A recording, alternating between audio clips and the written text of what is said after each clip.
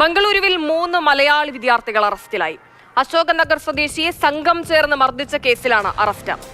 ആൺകുട്ടികളും പെൺകുട്ടികളും ഒന്നിച്ചിരിക്കുന്നത് ചോദ്യം ചെയ്തതിനാണ് വിദ്യാർത്ഥികൾ ഒരാളെ ആക്രമിച്ചത്. അതിക്രമത്തിന്റെ കൂടുതൽ ദൃശ്യങ്ങളും പുറത്തുവന്നു.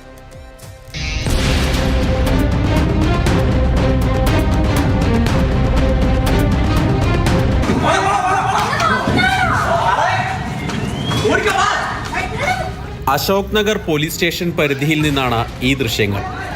കഴിഞ്ഞ ഞായറാഴ്ച വൈകിട്ട് പ്രദേശത്ത് സുഹൃത്തുക്കളെ കാണാൻ എത്തിയതായിരുന്നു വിദ്യാർത്ഥികൾ. റോഡിൽ ഇവർ സംസാരിച്ചു നിൽക്കുന്നത് പ്രദേശവാസിയായ അസർ അഹമ്മദ് എന്നയാൾ ചോദ്യം ചെയ്തു.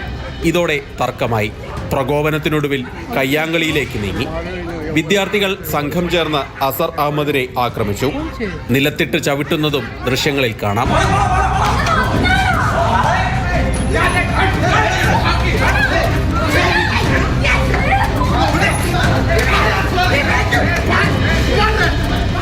എതിർവശത്തെ കെട്ടിടത്തിൽ താമസിക്കുന്ന ആളുകളാണ് ഈ ദൃശ്യങ്ങൾ പകർത്തിയത്.